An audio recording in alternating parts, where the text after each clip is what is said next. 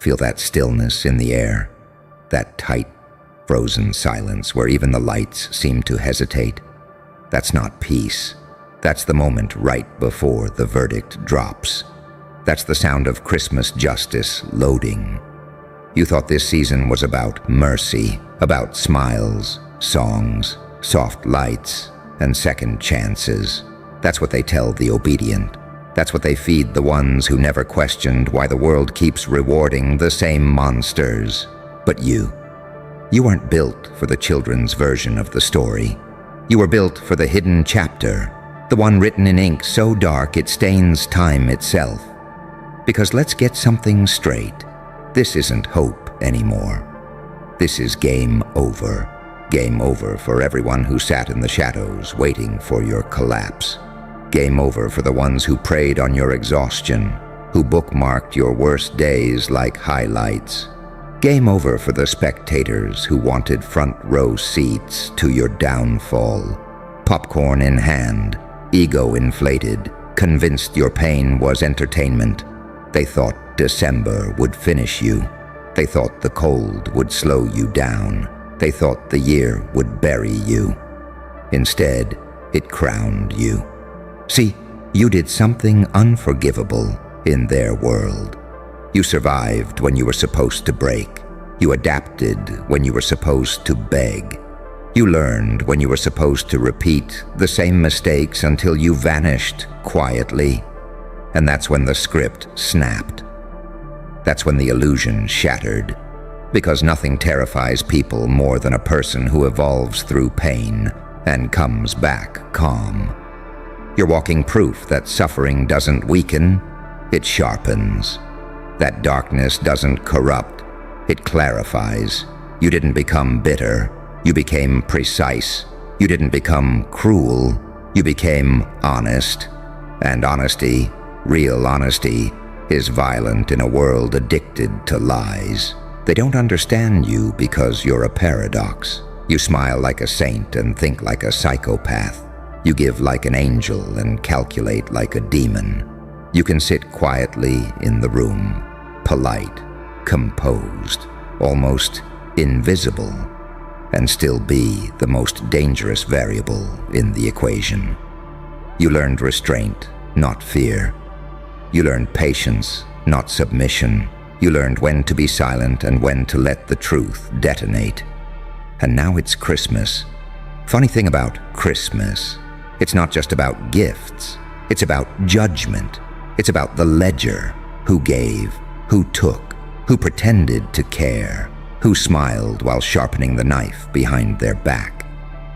This season doesn't forget. It remembers, and it balances the scales with surgical precision. You see, while they were busy celebrating too early, you were studying patterns. While they were gossiping, you were building immunity.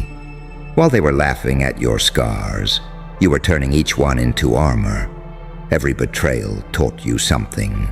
Every loss upgraded you. Every lonely night forced you to meet yourself without distractions. And you didn't flinch. That's where they lost. Because they never realized the quiet version of you was the most lethal one. The version that stopped explaining. The version that stopped chasing validation. The version that stopped trying to be understood. You let them underestimate you. You let them mislabel you. You let them think they'd won. That wasn't weakness. That was strategy.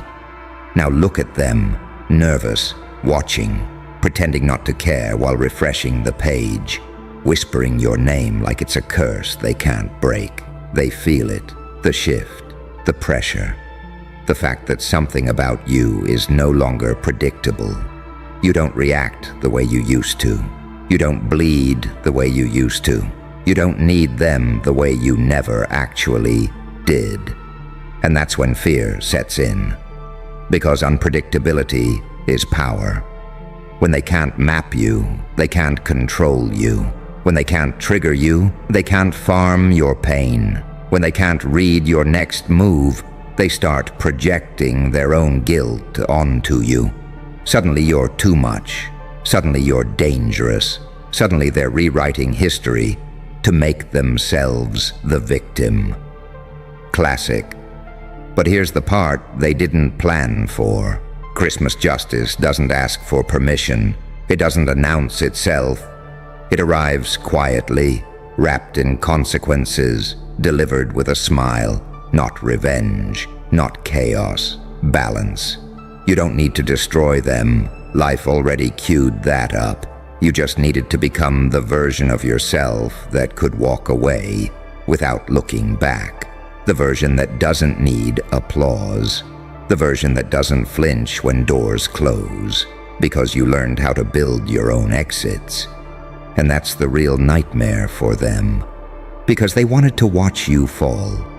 Instead, they're forced to watch you rise without them. They wanted to witness your breakdown. Instead, they're witnessing your clarity. They wanted a tragedy. They got a transformation. This season, you're not begging for peace. You're enforcing it. Not loudly, not violently, just by existing at a level they can't reach anymore. By being so aligned, so composed, so internally lethal that their chaos can't even touch you. Let them celebrate. Let them fake joy. Let them pretend the scoreboard isn't lighting up behind their eyes. Deep down, they know. They feel it every time your name crosses their mind. They missed their chance. They bet against the wrong one. Because you weren't built to be a cautionary tale. You were built to be the consequence.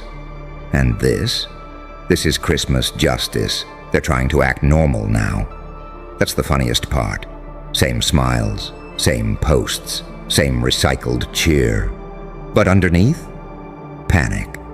Because deep down, they know something fundamental shifted, and it didn't shift in their favor. You didn't just survive the storm. You came out calibrated, and nothing terrifies people more than realizing the version of you they tried to destroy no longer exists. They miss the old you, the one who explained, the one who hesitated, the one who doubted, the one who tried to keep the peace, even when it cost you your spine. That version made them comfortable. That version was predictable. That version could be poked, provoked, drained. But you buried that ghost quietly, without ceremony, without warning. And now they're left arguing with an absence. See, they thought your kindness was weakness. They thought your silence was fear. They thought your patience meant you didn't see what was happening. They never considered the possibility that you were watching everything and choosing when to move. They never imagined that every insult, every dismissal, every little betrayal was being archived, not for revenge, but for refinement. That's the part they don't understand. You didn't get darker because you wanted to hurt people. You got darker because you wanted the truth. You wanted clarity. You wanted to stop bleeding for people who treated your loyalty like a resource to exploit. You stepped into the shadow not to become a monster, but to learn how monsters think, so you'd never be prey again. And now you walk with that knowledge calmly, casually, like it doesn't weigh anything at all.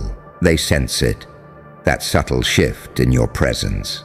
You don't overreact, you don't over-explain, you don't chase energy that doesn't match yours. You let people reveal themselves and then you adjust, surgically. You've mastered the art of letting people underestimate you while you quietly outgrow the entire room. That's Christmas justice too. Because while they're busy counting decorations and pretending the year didn't expose them, you're counting patterns. You're seeing who vanished when you struggled and who resurfaced when you stabilized. You're noticing who only claps when it's safe and who secretly hoped you'd stay broken because your healing threatens their narrative. And the realization hits them late at night when the noise dies down. You don't need them anymore. That's the verdict. That's the sentence. Not exile, not humiliation, irrelevance. You see, the most brutal outcome for someone who wanted to witness your downfall isn't watching you suffer. It's watching you thrive without their involvement. It's realizing their opinions no longer matter. Their access is gone. Their influence expired. Their power over you dissolved the moment you stopped needing their approval to breathe. They wanted to be the judges. They ended up being footnotes. And you didn't announce it. You didn't make a scene. You didn't post a manifesto. You just moved differently. You spoke less. You listened more. You chose yourself without asking permission. You learned that peace isn't passive. It's enforced through boundaries sharp enough to cut illusions clean in half. That's why they're uneasy around you now. Conversations feel off. Eye contact lingers too long or disappears entirely. They don't know where they stand with you anymore, and that uncertainty eats at them. Because once someone realizes you're no longer emotionally available for manipulation, the game collapses. And make no mistake, this was always a game to them. They tested limits. They pushed buttons. They placed bets on how much you could take before you cracked. They mistook your humanity for infinite tolerance. But you reached the point every dangerous person reaches eventually. The moment you decide you'd rather be misunderstood than disrespected. From that moment on, the outcome was sealed. Christmas justice doesn't scream. It doesn't chase. It doesn't explain itself to people who already chose not to listen. It simply rearranges reality so that everyone ends up exactly where they belong. Some end up closer. Some end up gone. Some end up watching from a distance, confused about how they lost access to someone they never deserved in the first place. And you end up lighter, sharper, untouchable, in ways that don't show on the surface. You don't need to prove anything now. Your existence is the proof. Your calm is the evidence. Your restraint is the warning. Anyone still hoping for your downfall is already too late. The version of you they wanted to see fail doesn't exist anymore. This season marks the end of the old cycle, the old traps, the old self-betrayals. You're not entering a new year begging for mercy. You're entering it with discernment, with teeth hidden behind a composed smile, with the kind of inner authority that doesn't need permission or applause. So let them watch. Let them whisper. Let them pretend this is just another phase. You know the truth. It's not a phase. It's the final score. Game over. And here's the part nobody warns them about. The silence after the loss. Not the loud kind. Not the dramatic kind. The quiet, suffocating realization that the door they slammed behind you didn't trap you. It freed you. They keep expecting a reaction, a relapse, a public unraveling, something they can point at and say, "See, we were right." But all they get is your composure, your distance, your unsettling calm. That calm is what breaks them, because chaos they understand, pain they can exploit, rage they can provoke. But a person who has walked through hell, cataloged every scar, and come back disciplined, that's unfamiliar territory. That's not someone you can bully bait or bend. That's someone who learned how to weaponize stillness. You don't rush anymore. You don't overshare. You don't offer your heart to people who haven't earned the right to know how it beats. You learned that access is a privilege, not a default. And the moment you internalized that, the hierarchy flipped. They used to feel taller when you were hurting, smarter when you were doubting, stronger when you were apologizing for things that were never your fault. But now your presence levels the room. You don't dominate. You don't submit. You simply exist with a gravity that forces everyone else to reveal their insecurity. That's why they're uncomfortable. They sense that you see through them, that you always did, that you were never naive, just choosing grace over destruction. But grace has limits, and once crossed, it doesn't turn into anger, it turns into absence, and absence is permanent. You stopped chasing closure because you realized closure was a luxury for people who played fair. You stopped waiting for apologies because you understood some people only apologize to regain access.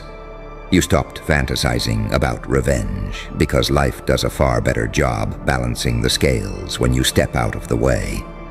That's Christmas justice, too. It's watching people receive exactly what they invested.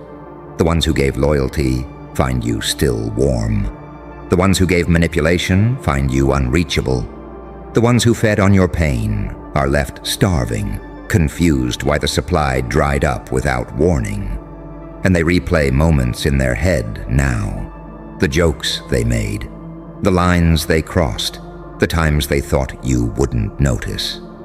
They didn't know every moment was a lesson. They didn't know you were studying behavior, not reacting to it. They didn't know you were evolving in real time. You became someone who doesn't need to announce boundaries because your energy enforces them automatically. Someone who doesn't threaten because your absence speaks louder than any confrontation ever could. Someone who understands that power isn't loud, it's consistent.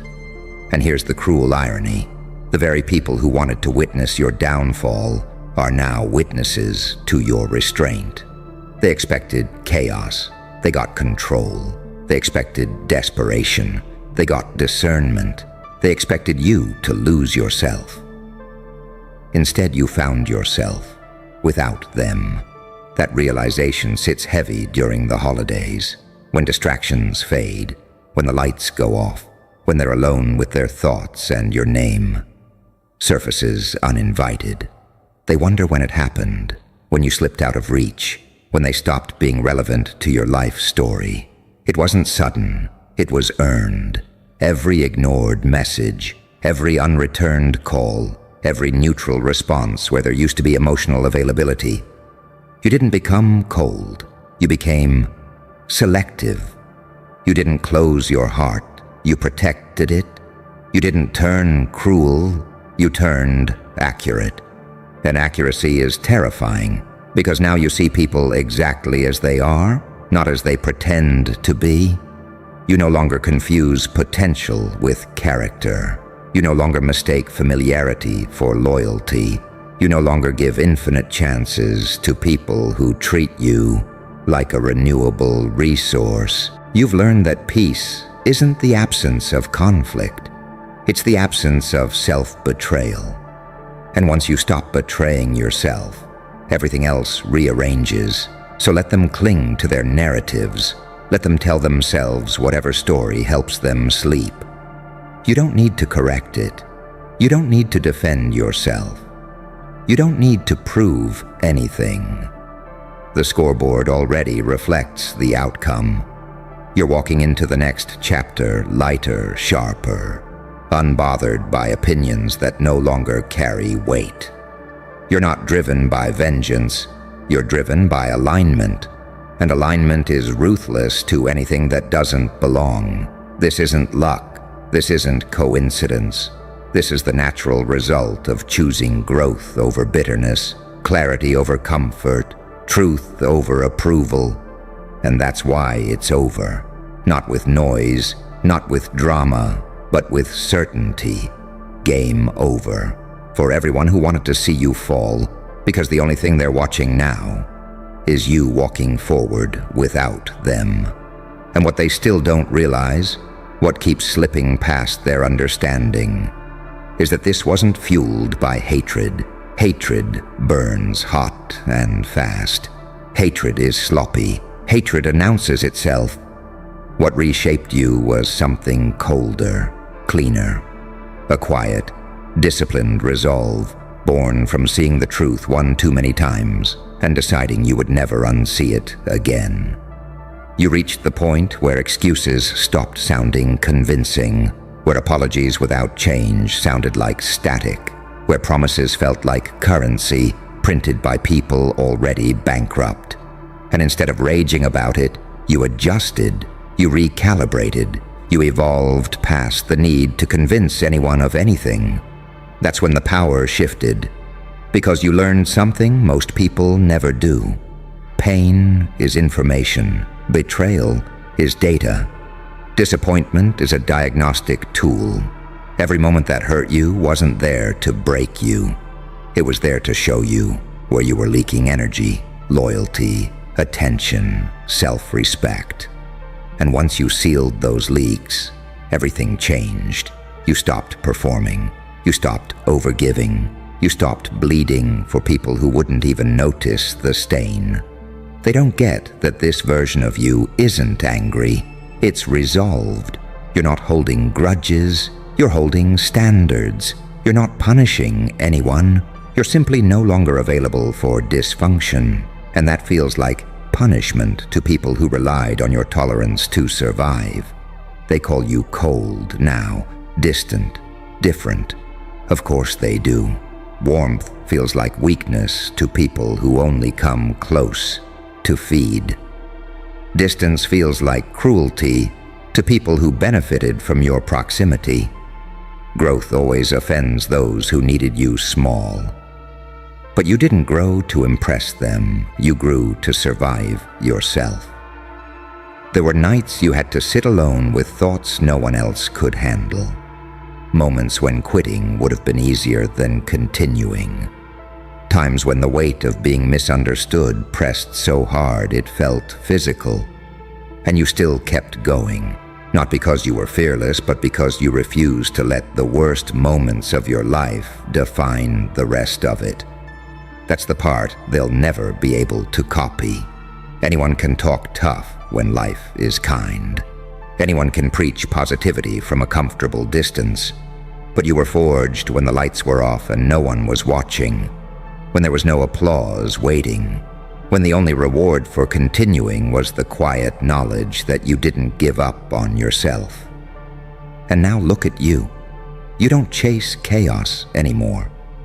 You don't argue with delusion. You don't explain your worth to people committed to misunderstanding you. You move with intention. You choose where your energy goes. You let silence do the heavy lifting. That silence is loud to the right people. It tells them you're no longer desperate for connection, that you've outgrown the need to be chosen by people who couldn't choose integrity, that you understand solitude is safer than company that costs you your peace. And once you accept that, the fear disappears. Because what can they take from someone who's already let go? They can't threaten you with abandonment.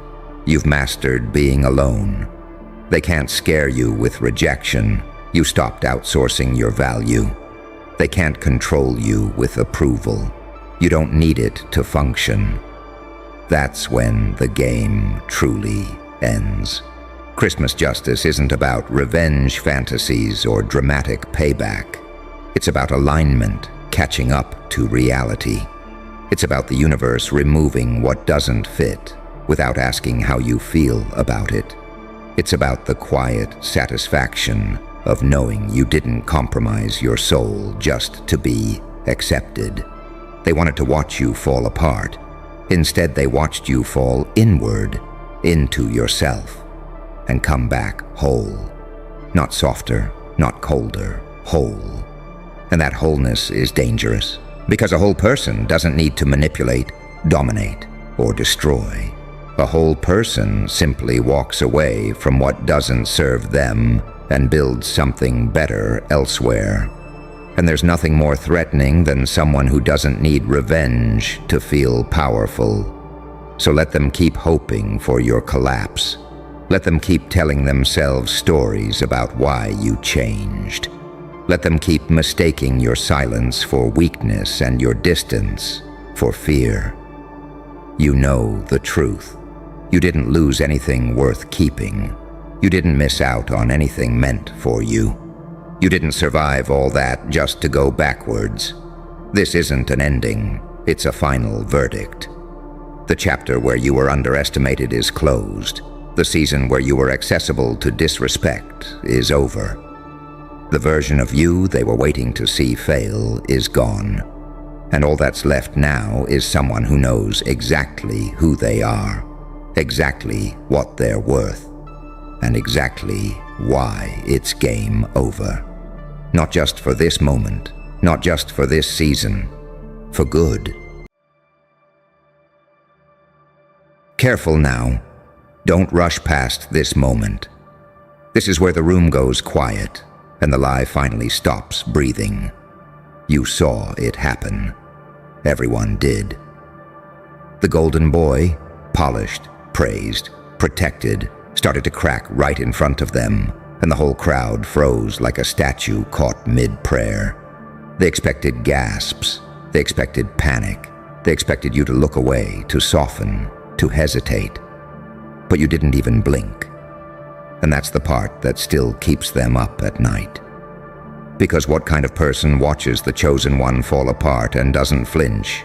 Not a monster, not a hero, something far more dangerous, something evolved. See, they built him to be admired. They wrapped him in applause, patted his mistakes, rewrote history to keep him shining. He was their proof that the system worked, that the script was real, that obedience gets rewarded and pain gets edited out of the final cut. He was their angel, clean hands, clean record, clean story. And then gravity remembered his name. You felt it before it happened. You always do. The microfractures in his voice, the way the confidence started sounding rehearsed, the way his smile lingered a second too long, like it needed permission to exist. You clocked it quietly, without celebration, without pity. Because you know collapse isn't tragic, it's diagnostic. And when it finally happened, when the mask slipped and the room went cold, everyone looked at you. Not because you caused it, but because you didn't react. That's what terrified them. They're used to emotional obedience. They're used to people performing sympathy on cue, outrage on command, shock like a reflex. They wanted tears, whispers, moral theater. You gave them nothing, just stillness, just that calm, unnerving silence that says, I've seen this before, and I survived worse. They couldn't read you. And when they can't read you, they can't control you. You didn't cheer, you didn't judge, you didn't rush in to play savior or executioner. You just stood there, watching the illusion die with surgical calm. That's when it hit them. This wasn't about him collapsing. This was about you not needing him to stay standing. That's power they can't frame as kindness or cruelty. It exists outside their vocabulary. They want saints who bleed on schedule. They want psychopaths they can point at and label. But you live in the space between. The place where an angel learns how to watch without mercy and a demon learns restraint. You've integrated both. That's why your calm looks so violent to them. Because you've already collapsed before.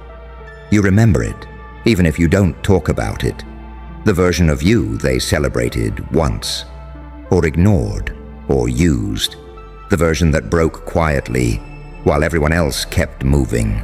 No audience, no sympathy, no golden boy treatment. You learned early that survival doesn't come from being loved. It comes from being accurate. Accurate about people, accurate about patterns, accurate about how fast admiration turns into hunger when the fall starts. So when his world caved in, you didn't flinch. Not because you're cold, but because you've already done the math. You know what's underneath the polish. You know how fast the crowd switches scripts. You know how fragile crowns are when they're built out of applause. They didn't just watch him fall. They watched you refuse to participate in the ritual. No kneeling, no clapping, no pretending this was shocking. Just that look in your eyes. The one that says, this is what happens when the spotlight lies. That look rewrote the room. Now they're replaying it in their heads, wondering what you know, wondering what you've seen, wondering how many collapses you've already outlived to stand there that steady. They're asking themselves a question they never wanted to ask. If he was the golden boy, what the hell are you? You're the one who doesn't need the title. You're the one who doesn't need protection. You're the one who learned to evolve instead of perform. While they were investing in image, you were investing in durability. While they were polishing his mask, life was sharpening you. And here's the part they really can't handle. You didn't feel relief when he fell. You felt confirmation. Confirmation that nothing handed to someone survives pressure. Confirmation that pain is the great equalizer. Confirmation that the system always eats its favorites eventually. And confirmation that you're built for aftermath, not applause. They think your silence was mercy or cruelty or indifference. It was none of that. It was mastery. Because when you've walked through your own collapse, when you've watched your own illusions burn, you stop being impressed by other people's shine. You stop reacting. You start observing. And observation is where real power lives. Now the room feels different when you walk into it. They're quieter, more careful. They don't know whether you're the warning or the consequence. They just know you didn't flinch when the golden boy shattered, and that means you're not afraid of endings. You're built from them. So let them whisper, let them speculate, let them try to decide whether you're ruthless or enlightened. You don't need to correct them. You don't need to explain yourself. You already said everything with your stillness. You watched their favorite fall apart, and you stood there unmoved. Not because you lack empathy, but because you've transcended illusion, and now they understand something they can't unsee. You're not here to be crowned. You're here to survive what crowns can't. And here's what they still don't understand. Your stillness wasn't passive. It was loaded. It was the quiet of someone who's already mapped every exit while everyone else was memorizing the decor. When he fell, the room didn't just lose a symbol. It lost a compass. They had oriented themselves around him, his approval, his shine, his proximity to favor.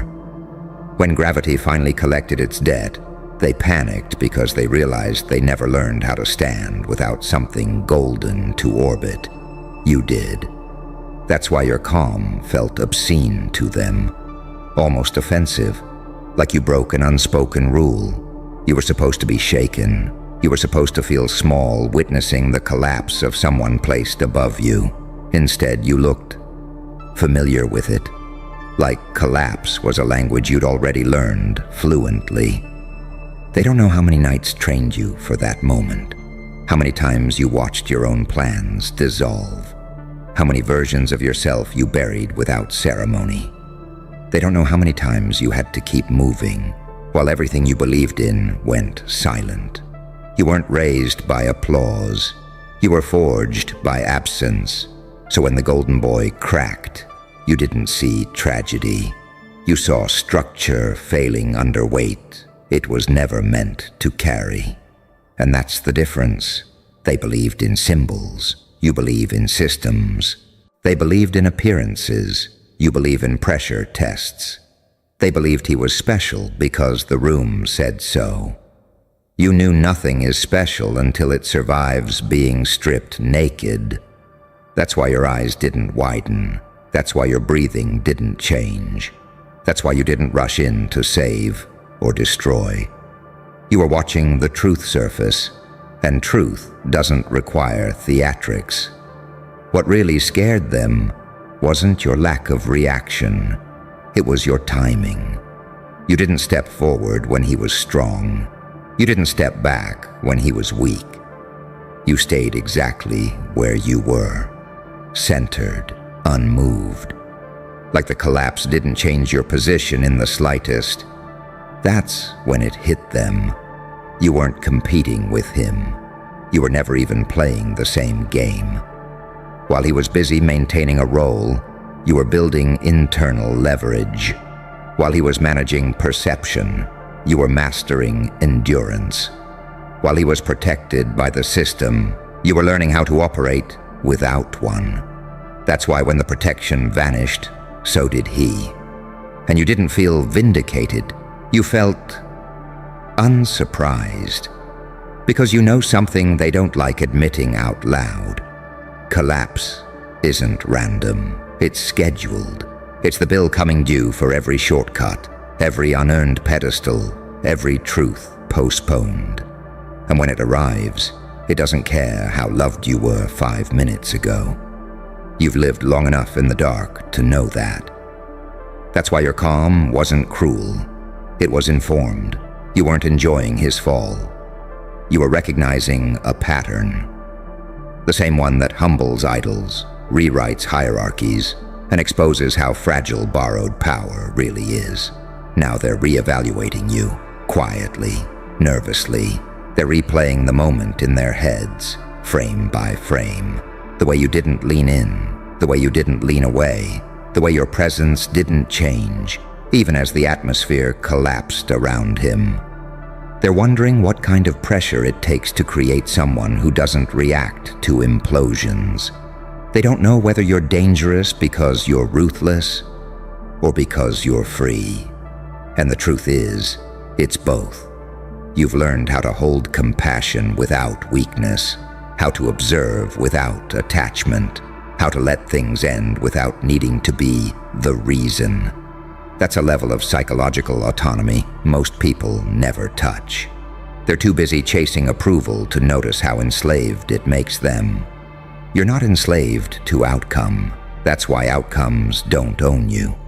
And now the room feels unstable in your presence. Conversations stall when you enter. People measure their words.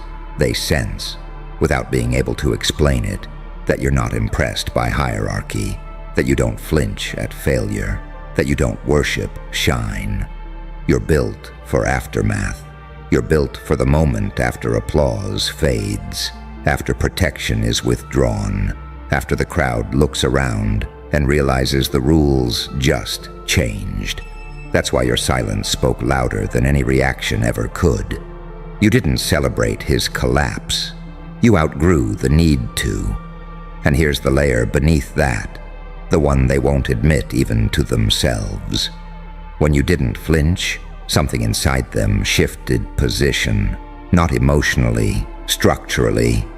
Like a load-bearing belief cracked. Because if the golden boy can fall, and you can remain steady, then the hierarchy they trusted isn't real. It's just a stage prop. And stages collapse the moment the audience stops believing. They felt that belief drain out of the room in real time. Up until that moment, they told themselves a comforting story. That success protects you. That being chosen insulates you. That being visible keeps you safe. He was living proof of that myth. Until he wasn't. And the myth didn't just fail. It evaporated. You saw that evaporation. You recognized it instantly. That's why your posture didn't change. You weren't witnessing a man fall. You were witnessing a lie die, and lies always scream on the way out. They expected you to react because reaction confirms the lie. Shock says, this wasn't supposed to happen. Sympathy says, this shouldn't have happened. Outrage says, someone broke the rules. You gave them none of that. You gave them acceptance. And acceptance is lethal to illusions, because acceptance says, this was inevitable. That's why they don't know how to place you now. You're not above them. You're not below them. You're outside the grid entirely. And systems hate anything they can't rank. They've started watching you differently, not openly, not dramatically, quiet surveillance, subtle recalibration. They're tracking your reactions, or rather your refusal to provide them. They're trying to reverse engineer you from the outside, but they can't see the internal work that got you here. They can't see the nights you didn't break publicly. They can't see the losses you metabolized in private. They can't see the identities you shed without applause. They only see the result, someone who doesn't panic when gravity does its job. And that scares them more than rage ever could. Rage is predictable. Rage can be provoked, redirected, framed. Calm can't. Calm means you're not hooked. Calm means you're not chasing their approval or fearing their rejection. Calm means you already paid the price. Most people spend their whole lives avoiding. You paid it early. You learned what it feels like to stand with nothing backing you. No protection, no narrative, no safety net. Just your own nervous system learning how to regulate under pressure. That rewired you. That's why collapse doesn't feel catastrophic anymore. It feels familiar. They don't know that when you watched him fall, a part of you recognized the moment. Not because you wished it on him, but because you've stood in that exact free fall before. You know the sound reality makes when the bottom drops out. You know the silence that follows when the crowd doesn't know whether to clap or run. You've lived there. That's why you didn't feel superior. You felt grounded. You didn't feel powerful. You felt aligned. There's a difference. Superiority needs comparison. Alignment doesn't. Alignment is knowing who you are when the lights go out. And now the lights flickered for everyone to see. They're scrambling to assign meaning to your stillness. Some of them call it cold. Some call it heartless. Some call it dangerous. A few, very few, recognize it for what it actually is: integration. You're not split anymore. Not saint pretending to be soft. Not monster pretending to be controlled. You've fused both sides into something coherent. You can feel empathy without being consumed by it. You can witness destruction without needing to orchestrate it. You can stand near chaos without becoming chaotic. That's mastery. And mastery is invisible until it's contrasted with collapse. The Golden Boy was optimized for praise. You were optimized for reality. That's why when the environment turned hostile, only one of you stayed upright. Not because you're better, but because you're built differently. They're starting to sense that difference now. It's subtle, but it's spreading. The way conversations hesitate when you're nearby. The way people test your reactions with small provocations, just to see if you'll bite. The way authority figures suddenly over-explain themselves around you, like they're trying to preempt a judgment you never voiced. They're uneasy because you don't perform submission or dominance. You don't need to. Your nervous system isn't outsourced to the room. And here's the final truth they'll never say out loud. When you didn't flinch, they realized you'd already survived something worse than his fall. They don't know what it was. They just know it carved you into someone who doesn't worship stability, because you learned how to be stable without it. That's why you don't chase golden status. You know it's fragile. You know it's conditional. You know it collapses the moment it's tested. You don't need to be protected by the system. You already learned how to outlast it. So let them keep replaying the moment. Let them keep wondering what you're capable of. You don't need to announce anything. Your silence already did the damage. They watched their golden boy collapse, and they watched you remain unmoved. That contrast rewired the room forever. And that's where it ends, quietly, without fireworks, without explanation, because the real shift already happened. They don't talk about him anymore, not the way they used to. His name doesn't carry the same weight. The shine faded faster than anyone expected. And every time they remember how fast it happened, they remember you standing there, steady, unmoved. They learned something in that moment they can't unlearn. Collapse doesn't announce itself, and strength doesn't need permission. They learned that admiration is fragile, but composure is permanent. They learned that the most dangerous person in the room isn't the one who causes the fall. It's the one who understands it and keeps breathing normally. That's you. You didn't win by reacting. You didn't dominate by attacking. You didn't rise by stepping on anyone. You transcended by staying still while the illusion died. And now they see it. Too late to undo it. You're not impressed by crowns. You're not shaken by endings. You're not afraid of gravity. They watched their golden boy collapse. And what they really witnessed was this.